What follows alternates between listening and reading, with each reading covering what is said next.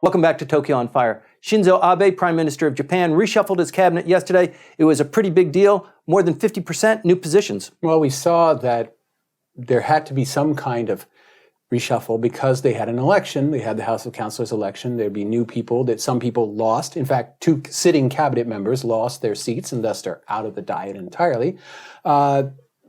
There was an opportunity, and Mr. Abe took it. He took 2 weeks off, basically, to go play golf, vacation, but in his mind the whole time, and in conversations with his aides who were there up in the mountains with him, they came up with a new lineup that was announced yesterday. There are 20 positions in the cabinet, including the Prime Minister.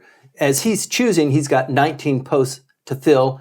He filled 11 seats, 8 of them with new cabinet ministers. Well, persons who had previously never been a cabinet minister. Now, that's out of over 70 members of the LDP who are waiting, who are considered qualified, eligible. They've been and that's a set of times. criteria where you have at least 5 elections to the House of Reps or at least 2 elections to the House of Councilors.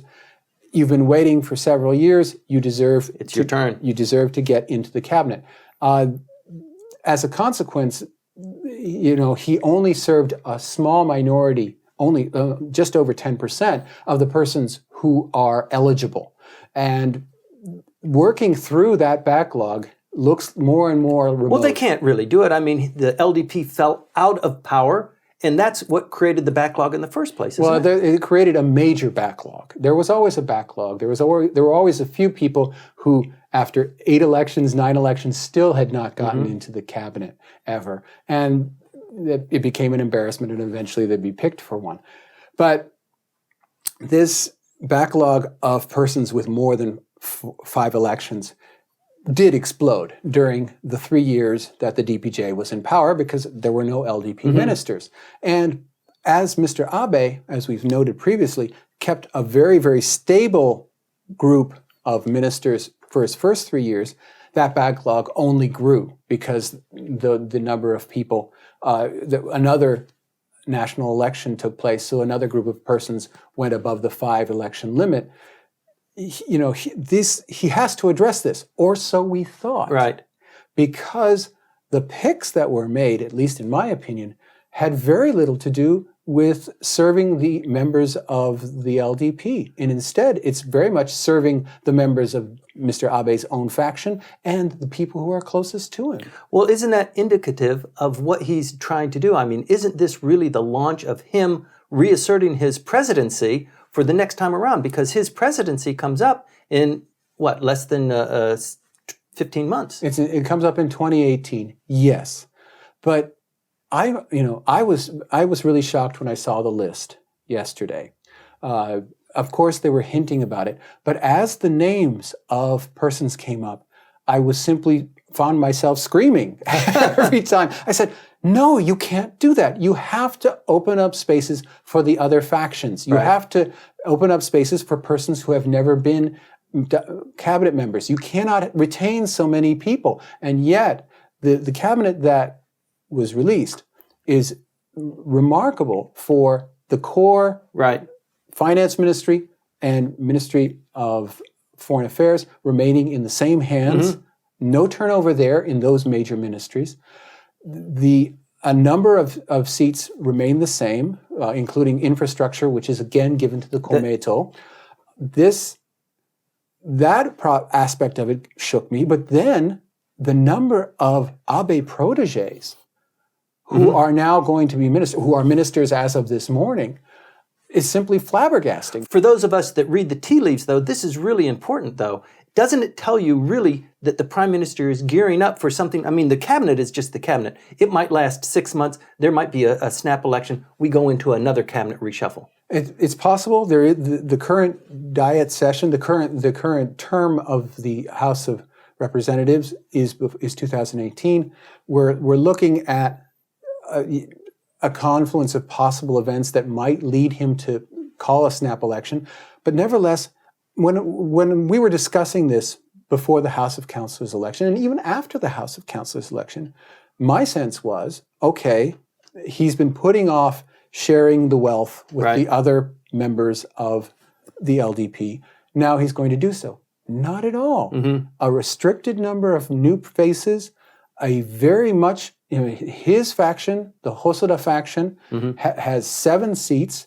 Mr. Hosoda, in fact, was made head of the general council of the LDP, replacing Nikai, who steps up to take over Tanigaki's space. Mr. Tanigaki is kind of off the chart. No one has seen him. No one has heard anything about his prognosis. For all we know, he may be paralyzed from the neck down, and everyone's remaining quiet about it.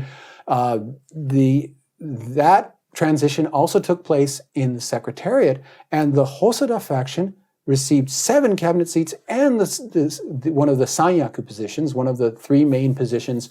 It's just an extraordinary power play. And indeed, today's newspapers are talking about ikkyo, one power. And it's one Abe, one cabinet, one faction.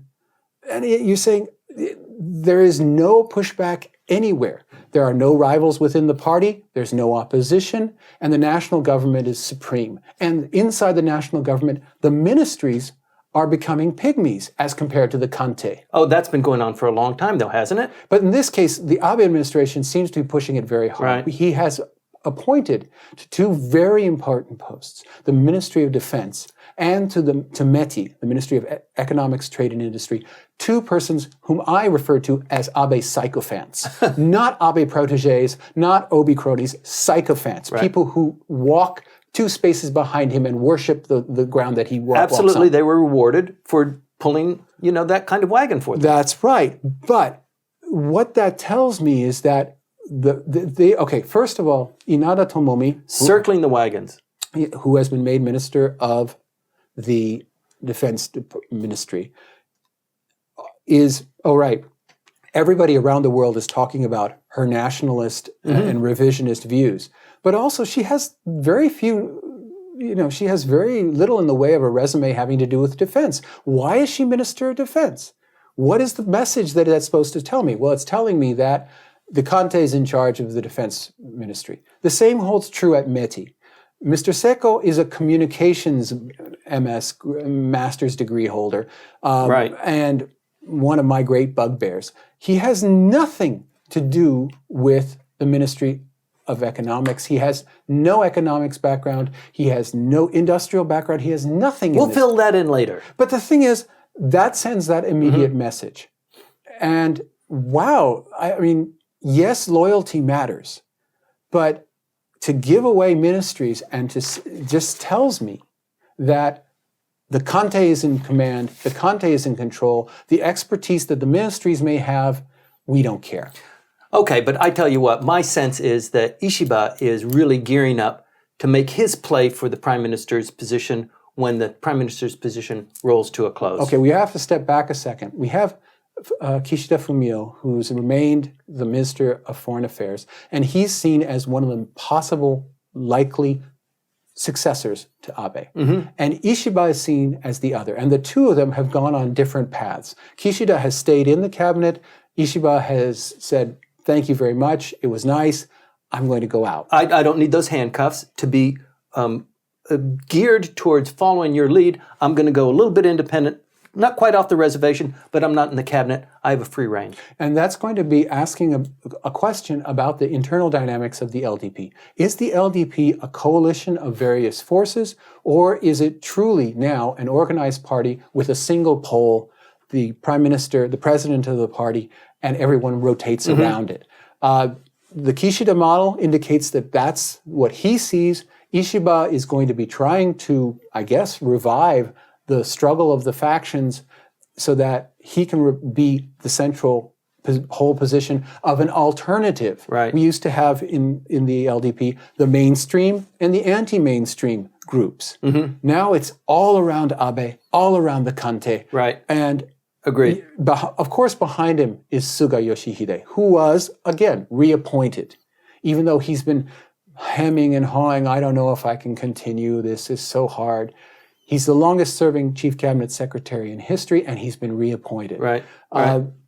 The centrality of this LDP administration is extraordinary. And for Ishiba to say, thank you very much, I'm going out, is actually pretty gutsy on his part. Well, absolutely. And I think he's picked up some lessons from the Tokyo governor's race that you need to be a little bit bold and out of the box if you're going to actually be able to capture the flag. There's a real sense that Yuriko Koike, really did set up a new paradigm of dealing with this ikkyo, one's power situation, because clearly the LDP's own internal mechanisms are failing. They are not generating party rivalry that leads to a better policy mix. There's certainly not in any way a sense that there's going to be the old machine that we had, which was ministers would brief the various divisions inside the LDP, and that from that interplay would come pouring down through the Policy Research Council and into the General Council, new policies. That system seems to be completely overridden by the Kante knows best. The Prime Minister's residence knows best, and all of you shut up. Right. And we also have this dangling 28 trillion yen stimulus package that is being be quiet offered. Or else you're not going to get a piece of it.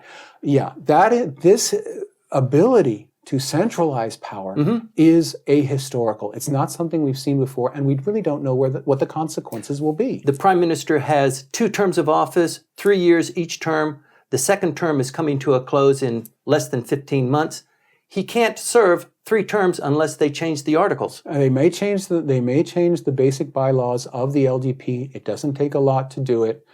Mr. Ishiba has already declared against that, whereas the new head of the party, the Secretary General, Nikai Toshihiro, immediately after the House of Councilors' victory said he's entirely for a rewriting of the bylaws to allow Abe to continue on. A shocking announcement. A shocking announcement, considering that Abe has been basically nudging him and hanging out with him for over a year and a half. Wasn't that announcement made before he was appointed as Secretary General? It was made immediately after the July 10th victory in the House of Councilors. Nikai at that point was the head of the General Council. And I don't even know if Tanigaki had his accident by that point, but he immediately said that he was open to this idea. Now, Nikai, for a long time, was seen as a potential rival to Abe. He has a medium-sized faction. He is in his 70s, so he really has to make his move.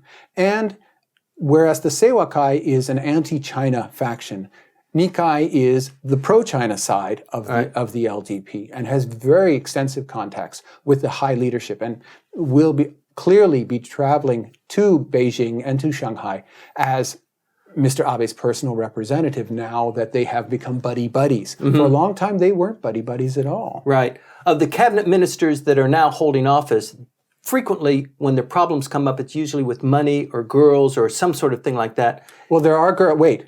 When you say girls, remember, this cabinet has 3 women in it. Womenomics. And he has appointed women to be head of defense, head of the environment, and the head of internal affairs. All of them very, very much loyalists to him. And Mayuka, who's going to be the minister of the Olympics, is... to face off with the current governor of Tokyo. But she's not one of Team Abe's original members, but she very much thinks that her election to the Diet depended upon his anointing her. Right. And she has been an extremely loyal follower, albeit for a relatively short time. He has 3 women in the cabinet, so, it could be a guy problem for all we know that sinks one of the cabinet ministers. So let's not go the old route, right? Well, no. What I was trying to suggest is that of the new makeup, Nikai is the one that, to me, is something of a loose cannon of all of the people that we're considering. The role that he plays, his background, how long he's been doing this. If there's going to be a shockwave that comes out, I kind of think it might come out of that corner. I think that he's been in politics long enough, and he's been in politics a long time, that everything has come out about him. And also, I think that he plays the long game. Anyone who works with the Chinese would pick that up, I think. Right. And he certainly has done that. Nikai may still have ambitions to replace Abe, but in order to do that, he has to be close. And he has he has maneuvered himself from out on the periphery all the way to the center. He's now going to be he's now the Secretary General of the party.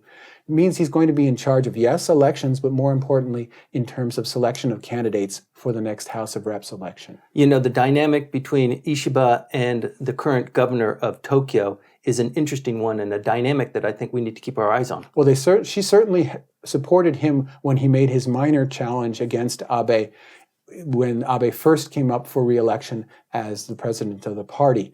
That effort fell to pieces, and one of the reasons why Koike eventually has decided, as she has, to go against the party was because she was frozen out of any important positions for having supported Ishiba. That's basically the story that everyone tells.